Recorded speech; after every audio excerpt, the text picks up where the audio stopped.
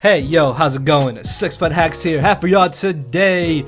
A trades and transactions video for our draft this season of the GBA. Now, for those of you who saw my draft analysis video, you will know that I said in that video when I was talking about Mega Glade that I would be making this video. So hopefully I can get this up before week 2 goes live. And if you already saw the GBA's video, or if you are subscribed to the channel, you will know that they uploaded trades and transactions video. I was trying to say that too fast.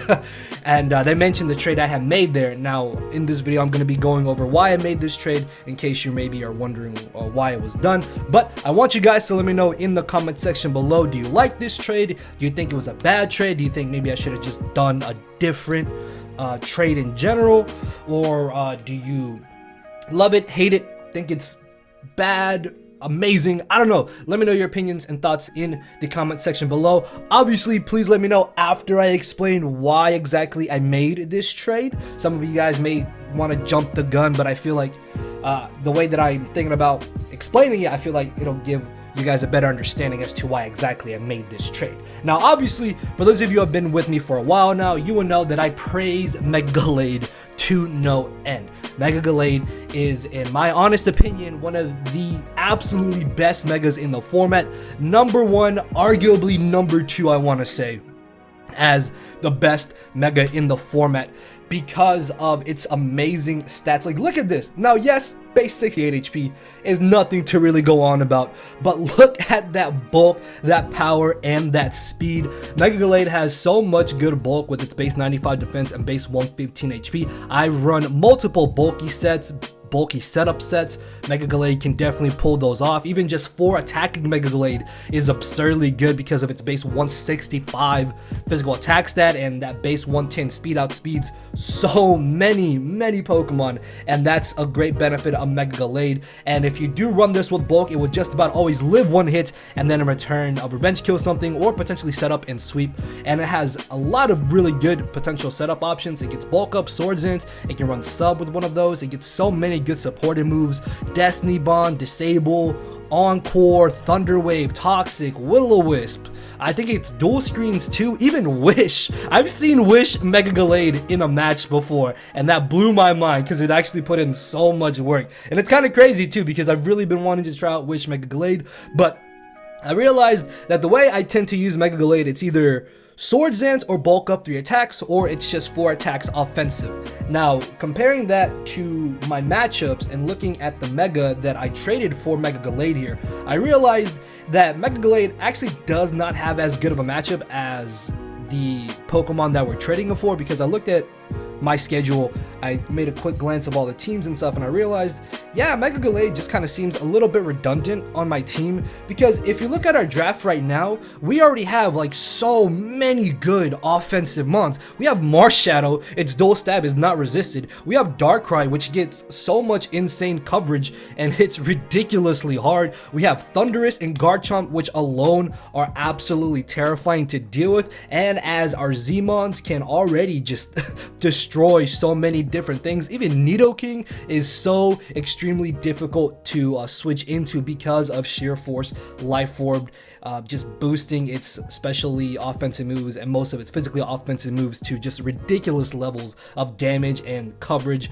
out the wazoo on Nidoking. And the thing I realized that I was missing, and I really wish that I had given more thought to what mega I wanted, because during the original draft I had it set in my mind that I was gonna get Mega Glade like round 2 or round 3, but the way the first 2 rounds went, I realized that I could actually wait for Mega Glade until like halfway through the draft or near the very end of the draft, and I just had it set in my mind, I'm gonna get Mega Glade, no one's gonna get Mega Glade, so I'm gonna have Mega Glade as my mega, and it's obviously like top 2 best megas in the format. It's gonna put in so much work and it's gonna fit perfectly. But honestly, I really wished I had sat down and given more thought to the original backup pick for Mega Glade and noticed that that mega had much better matchups than Mega Glade, instead of doing it after the initial draft was done, because then that would have saved me one of my 3 free agency trades. So now after this trade, we can only make 2 more free agency trades, but we still have unlimited trades with other coaches. So maybe I'll be shifting other things around. I'm not entirely too sure, but yeah, unfortunately Mega Gallade is not going to be a part of the Durham Druddigons for the remainder of the season. I don't typically make trades this early on, but again, just Mega Gallade did not have as many good matchups regardless of how early or late in the season. So we decided to drop Mega Gallade here, and we are going to go with Mega Medicham. Now, I did ask in my draft analysis for you guys to go ahead and let me know what Mons you think I would have traded for Mega Gallade, or what Mon you think I would have got over Mega Gallade. And some of you actually did say Mega Medicham. I think some others said Mega Pinsir, Mega Scizor. I think Mega Gardevoir was brought up as well. And ultimately, I just really like Mega Medicham over Mega Gallade because, again, the big factor is just matchups in general. Looking at our schedule, looking at who we face through the rest of the season, Mega Medicham, hands down, has much more matchups in its favor than Mega Gallade. Now, don't get me wrong, Mega Gallade still had decent matchups as well, but the thing about Mega Gallade is just, again, I really felt like it was redundant on our team because we already have so many hard-hitting Mons, but what we don't necessarily have is a pure wall breaker, and that is where Mega Medicham comes in handy. Not to mention that this move right here, I really wanted to highlight Baton Pass because this allows me to bait in bulky psychic types or bulky fairy types, and we have Darkrai, we have Marshadow, and we have Nidoking to deal with those 2 specific typings. And those 2 typings are typically the 2 Mons, mainly psychic types, but on the occasional fairy here and there. Those are the 2 type of Mons that typically tend to deal with Mega Medicham. Also ghost types, I guess.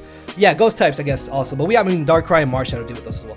But yeah, the great thing about Mega Medicham is that it forces my opponents to bring in those defensive Mons, and then from there, I can just bait them in, Baton Pass out into Marshadow and get a kill because it's Marshadow, or bring in Darkrai, get a kill because it's Darkrai, or bring in Nidoking and to a KO something. So that's another really big reason why I wanted Mega Medicham. And again, I really wish I had given more thought to Mega Medicham. But again, I was so focused and fixated on Mega Gallade.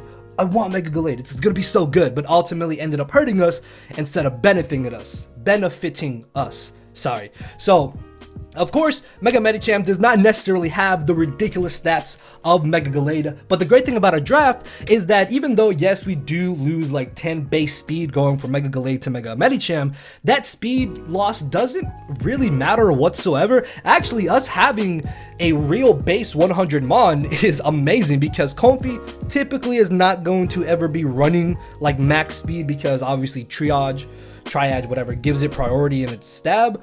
So that's where Medicham with this base 100 speed can really benefit us. Now, in a lot of matchups, this will probably be run adamant, but regardless, in certain games, I can still run it with a Jolly Nature. Also, it does have a more reliable form of recovery, in the form of actual Recover, the move Recover, where Mega Gallade only has Wish. I mean, it's got Drain Punch, yeah, but Mega Medicham still hits ridiculously hard with Drain Punch in general. And Mega Medicham's damage output is just much better than Mega Gallade, and that's what I think I really wanted as well on this team, was that we have enough setup Mons. I don't need any more setup Mons. I need something that's going to come in, break a wall so my setup can still come in and win, or even then Mega Medicham has access to 2 forms of great priority here. And this was another reason why I really like Mega Medicham here. Fake Out plus Bullet Punch is actually such a good combo of priority. Yeah, we already have Triage with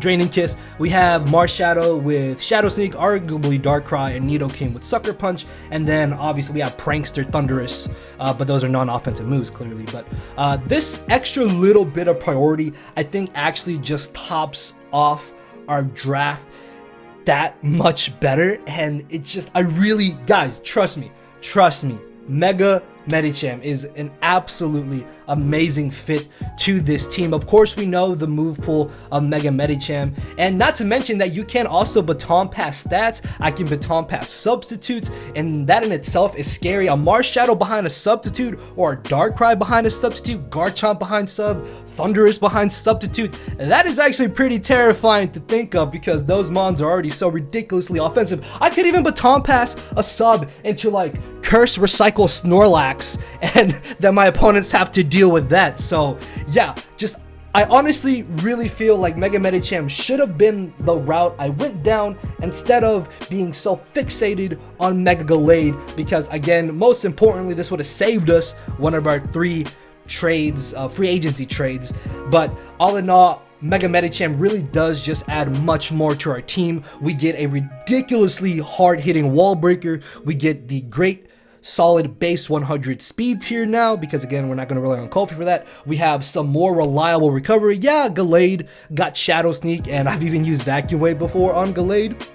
But with Mega Medicham's ability, Pure Power, Fake Out, and Bullet Punch are doing much more damage than what Shadow Sneak is doing from Mega Gallade. Not to mention that Fake Out plus Bullet Punch hits much more than what Shadow Sneak is hitting from Mega Gallade. So that's another huge benefit. Of course, Baton Pass is just so amazing. That gives us another really good form of momentum as well. I rambled on much longer than I wanted to about this trade, and I'm so sorry, but I really wanted to kind of inform you guys on why exactly I made this trade and why some of you may think it's a bit of a bad trade and a bit of a redundant trade. I know I've said that word like 5 times already, but there's different things that Mega Gallade and Mega Medicham do, and ultimately Mega Medicham adds much more to our draft than what Mega Gallade initially added as well. We don't need the support for Mega Gallade, we don't need the setup for Mega Gallade, but we want the power, the priority, and the momentum from Mega Medicham. So with that being said, guys, let me know in the comment section below, do you like this trade? Do you hate it? Do you think it's bad? Do you think it's smart?